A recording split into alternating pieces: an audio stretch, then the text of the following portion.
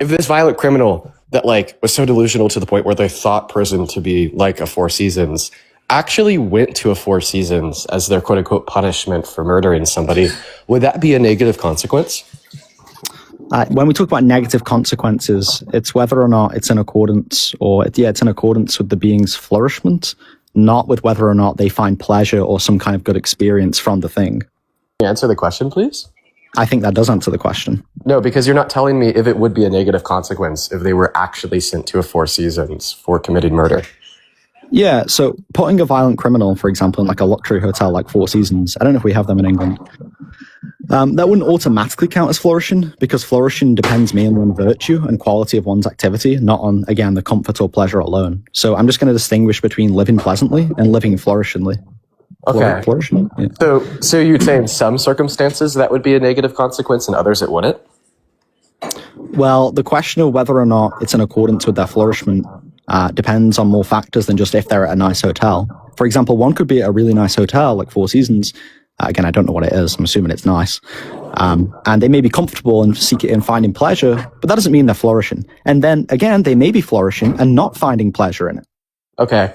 Well, see, now it seems like we've just broken this down to such a level where everything is arbitrary, because it seems to be the case that under the view that you've described, going to prison actually can be a negative consequence, like going on a vacation to a Four Seasons hotel. So it seems to be the case that maybe the reason why you're rejecting the host's claim is because you don't actually know what it means to face negative consequences for doing something. We have a different understanding, not that I don't know what it means. Maybe you could like clarify here by like just describing in what circumstances a murderer going to a Four Seasons after committing murder would be a negative consequence.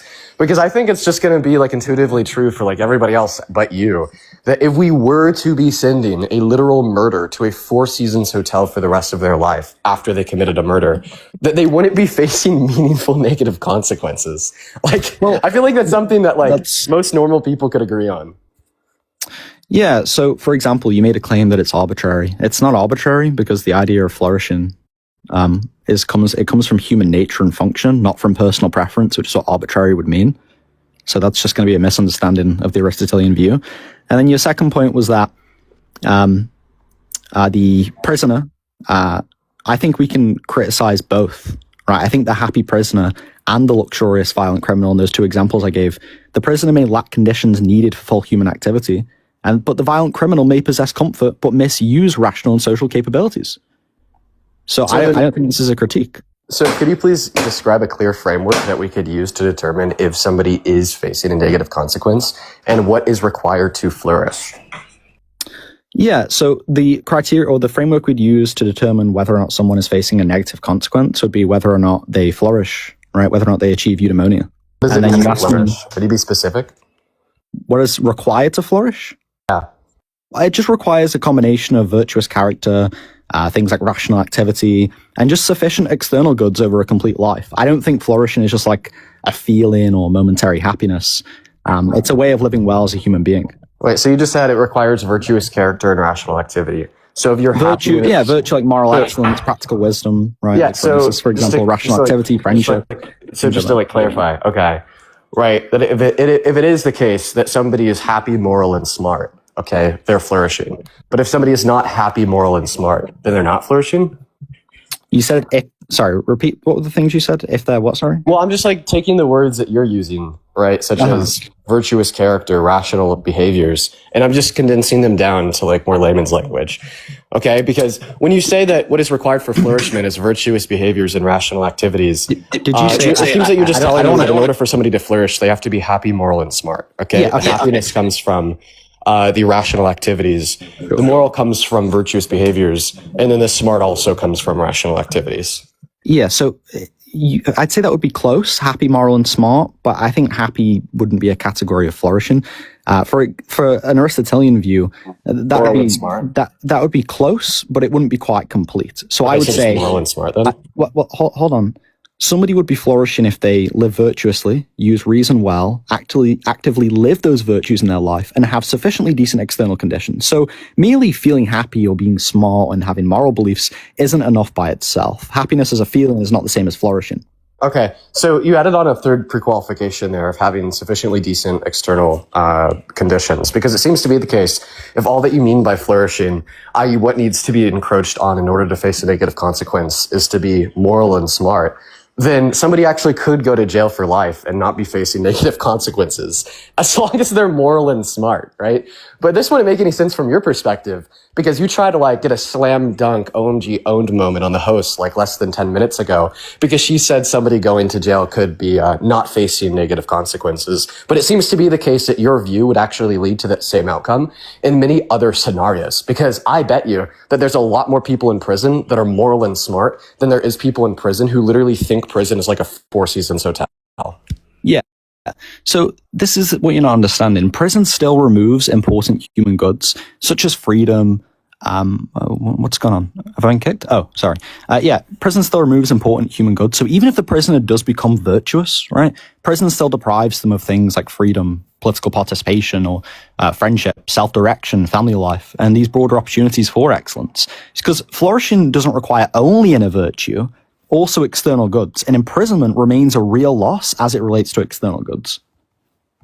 Do you think that freedom conceptually is an external good? So like, for instance, if this person wanted to stay in prison, okay, and they did not want to leave the prison, it seems to be the case that this opportunity of freedom wouldn't be a meaningful distinction because they don't want to take advantage of it.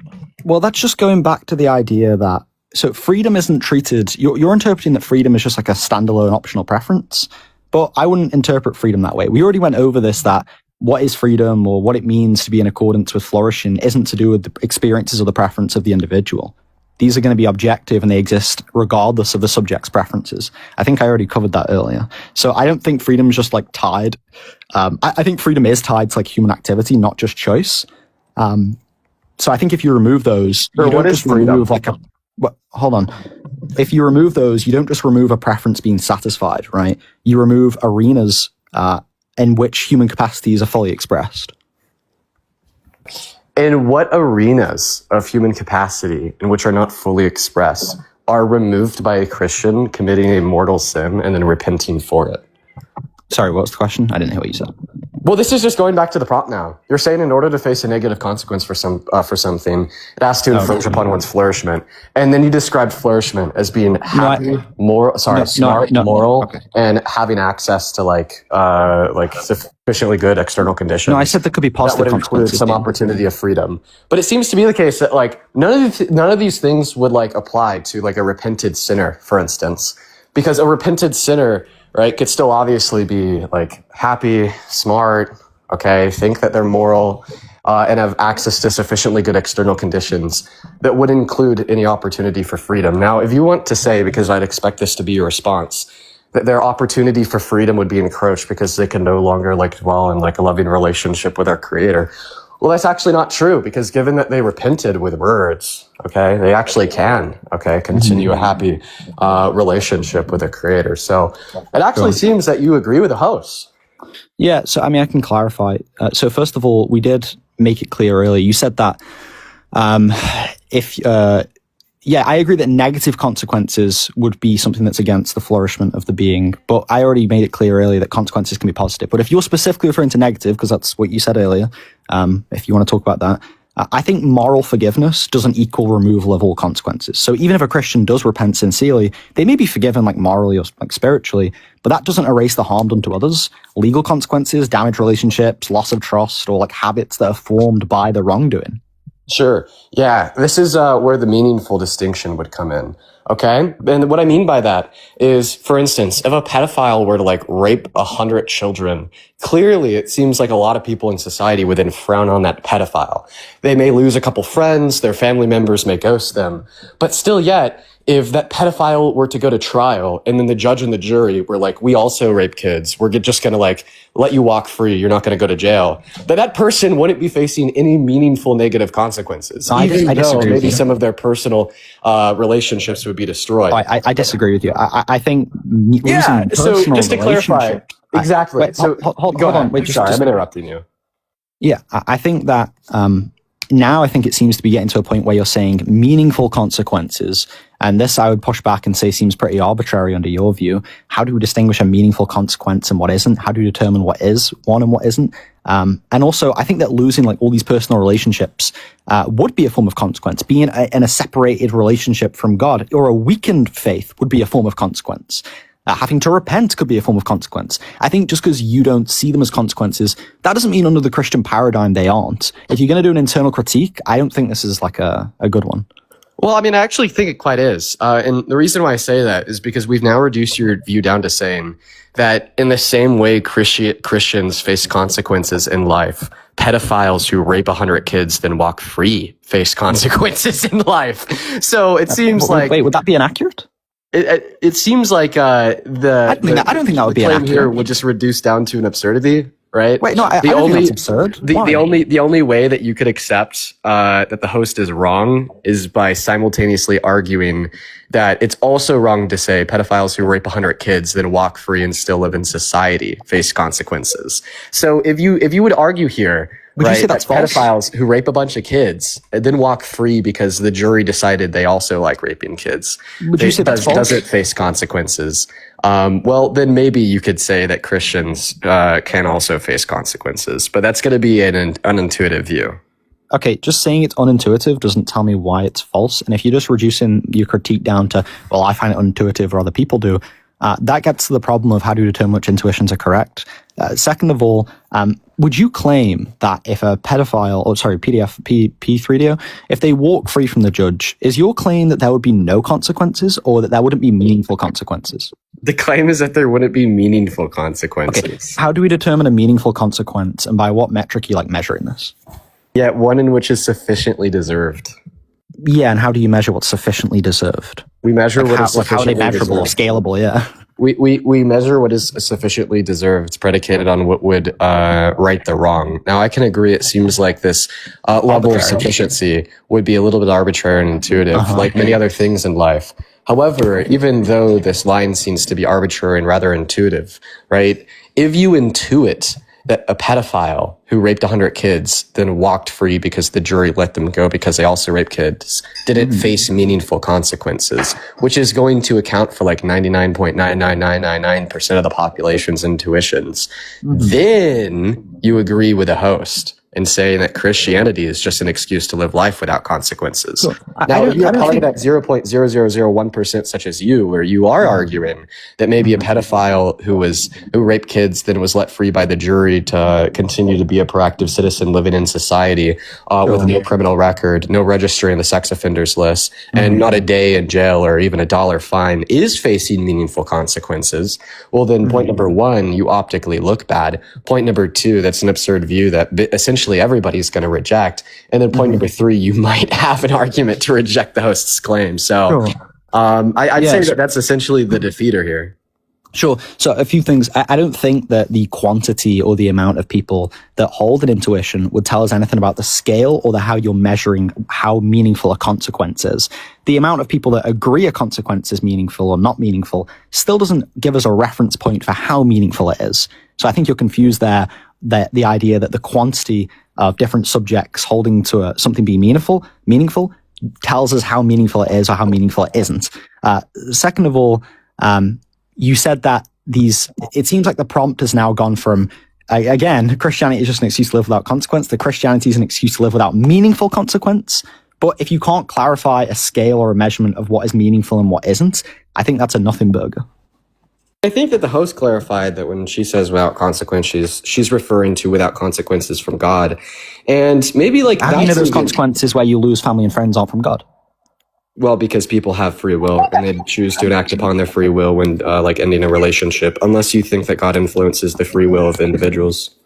Well, I think that God creating the universe and allowing these things, like these people to cut people off, I think although they're suffering because of the individual's free will to choose to cut them off, they're also suffering because of their own actions and also because God allows that freedom. So ultimately the source would be God for that, right? Okay, so if the source is God, okay, for people deciding to cut off individuals for engaging in bad actions, because he allowed people to have the free will to make that decision, then the source for child mutilation, rape, and torture is God, because he also allowed people to have the free will to engage in those actions.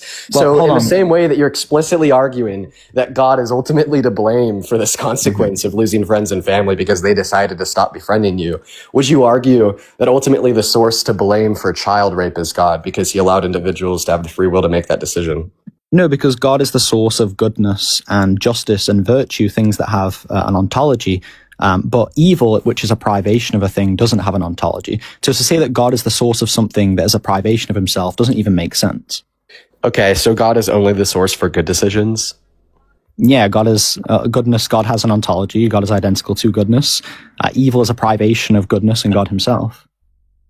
God is the source for good decisions, but not bad decisions. Yeah, it's a privationist theory of evil. Are you familiar with that? What about permissible decisions that aren't good or bad? Like morally neutral decisions? Well, when you say that he's the source for it, what do you mean? I'm just simply using your language. So the question would be, what do you mean? Well, when I say he's the source of something, I want to make it clear, I don't always mean responsible. I think maybe that might be the confusion there. I think you could be the source of a thing without being like morally culpable for a thing. An example would be... Would he be the source for morally neutral decisions? Well, hold on. If I have a child, I think I'm like the source of their existence, right? Because they exist because of me. But I don't think I'm therefore morally culpable for every action they choose. So would God be the source of morally neutral decisions? Like, if again, by source, if you just mean responsible for them existing, sure. Okay, so are morally neutral decisions good? Are morally neutral decisions good? Well, they're not evil, so they wouldn't be a privation of goodness. So there would be goodness? Well, they'd be morally... It depends what you mean by morally neutral. Permissibility, morally permissible action would be an action which is not good or bad. It just doesn't have any like normative foundations, inputs, so on and so forth. Yeah. Clarify. It seems like I have you at a pretzel here.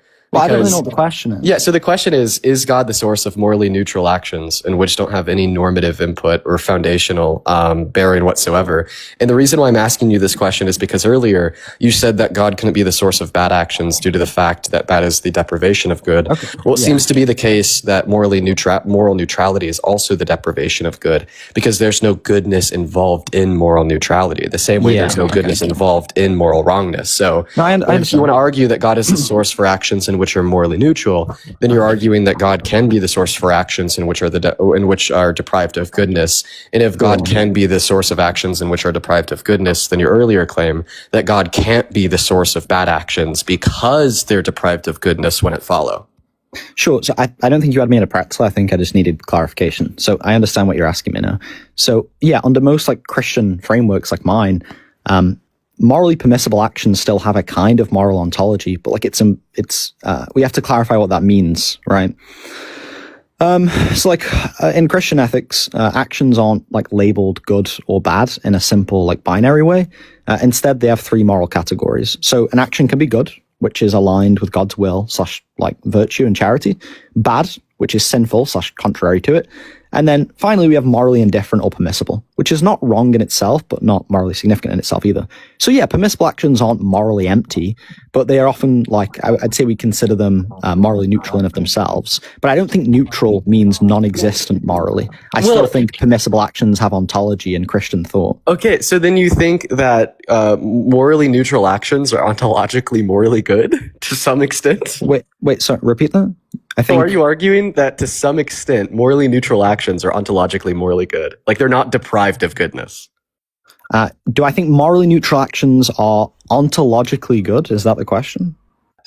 No, not quite. Because okay, so then they're ontologically deprived of goodness. Wait, hold on. I think the move from they exist to they are ontologically good is doing like more work than Christian ethics would allow, right?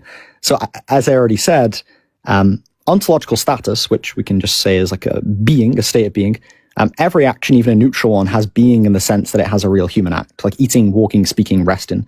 These are real events in the world in that very basic sense. They are good, only in the extreme thin sense that being is preferable to non-being. But that in of itself is not moral goodness. So it seems like you would argue that to some extent, morally neutral actions are morally good because they possess this. Because being is preferable to non-being, but that is not moral goodness. Moral goodness is rightness in relation to reason.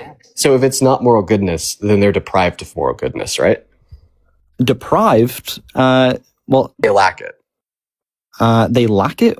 Well, being in of itself would be preferable to non-being, but I wouldn't say it's moral goodness and maybe the way that you understand. Okay. Like, so what do you mean when you say so like when a room is like really cold, it's deprived of warmth. Okay, just like when a room isn't warm, it's deprived of warmth. When a room lacks warmness, it's deprived of warmth. So it seems like the question that I'm asking you here is, well, if you think that morally neutral actions aren't morally good actions, the same way a room that's cold isn't warm, then morally neutral actions are deprived of goodness.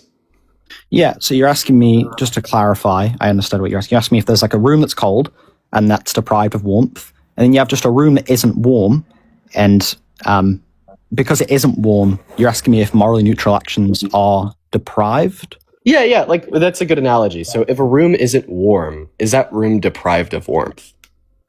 If it isn't warm, is it deprived of warmth? So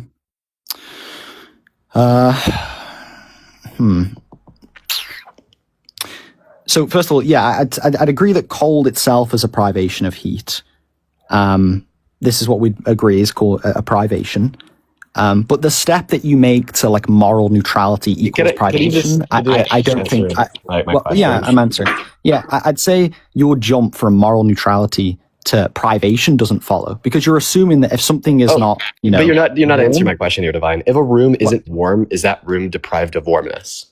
Well, I am, because I'm saying that your step from moral neutrality to privation doesn't follow. Wait, we're not talking about moral neutrality. Wait, I'm trying to explain. Wait, I'm saying no. Okay, no, it's not deprived, because privation only applies where perfection is owed. So the analogy only works when something should have a feature. For example, an eye should see, blindness equals privation. A human should be rational. Irrational action equals privation of proper function. But an example which you're giving, which is the room that isn't warm, a hand movement, like scratching your head, is not supposed to be morally good or bad in itself. So it wouldn't be accurate to say it's deprived or missing this warmth, because moral evaluation is not a default property it ought to have. So you're saying that things can only X can only be deprived of Y if X is supposed to have Y. Yeah, where perfection is owed is the words I used. Okay, and I just simply reject that because I just take the word deprived to mean lacking. Okay, well that's fine. And X can lack Y without X supposing to have Y. Mm-hmm. Well, that's fine. You can reject it. I'm not here to convince you. I'm just here to explain my view to you. Would you argue that the actions of humans are supposed to be good? Would we argue that the actions of humans are supposed to be good? Yeah, right. And like clearly, it seems like this is something that you established. Yeah, sure. That seems okay. Okay, so if the actions of humans are supposed to be good, and a human engages in a morally neutral action, then it is deprived of goodness because that action was supposed to be good. Well, I think that when you say that, I want to clarify. If you mean it in the strong sense, when you say supposed, maybe I should clarify. If you mean supposed in the sense of like every action is inherently meant to be morally good, then I would reject that, because not every action is supposed to be good in itself. For example, morally neutral, like example like I just gave you, like tying your shoe or taking a sip of water.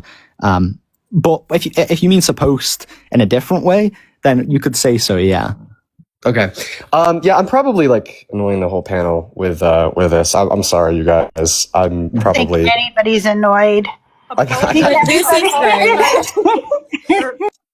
You apologize. So to answer your question, no, Dean, they're not. Humans aren't supposed to be good in the way I think you were asking me. Just to clarify. But by the way, just the solution to the issue I've presented you, Divine, is one that's already been considered by Christian theologians, philosophers, and the resolution here is just to deny that under your view of Christianity and your ontology of goodness and evilness, that there is no morally neutral actions. By the way, because my argument here is successful.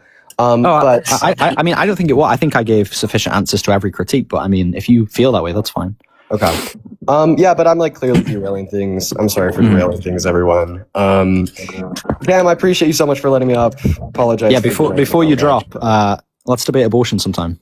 Yeah, I'd be super down to have a debate with you about the legality of abortion and the pro-choice versus pro-life worldview, because I just don't think that you have any argumentation to instantiate that abortion should be illegal. Is it like, do you have like pragmatic concerns? Is that kind of the route you take? I think that the pro-choice and pro-life worldview are only pragmatic. Okay, they're not moral. Okay. They're pragmatic views.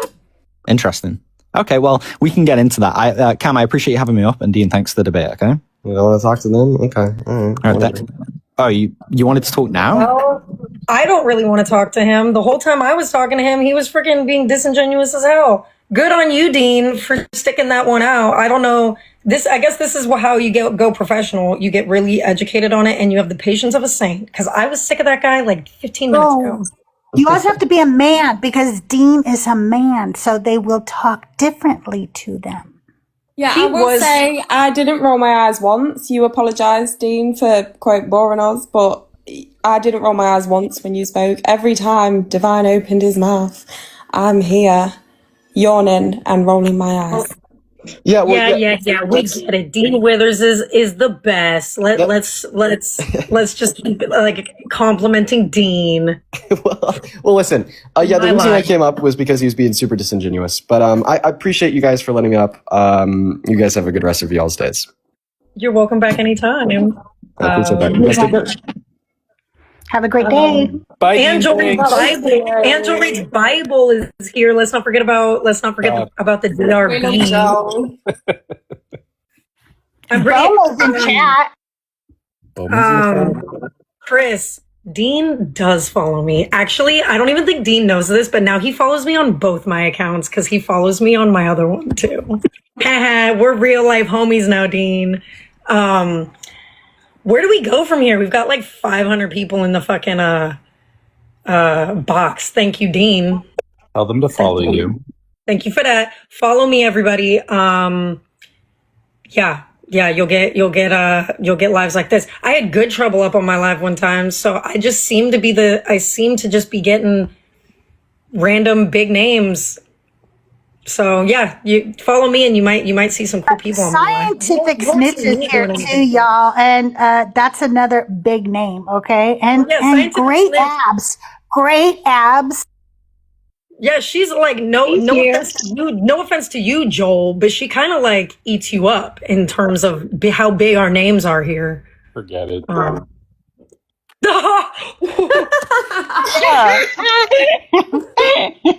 I doubt it. I don't know the Bible as well as him, probably.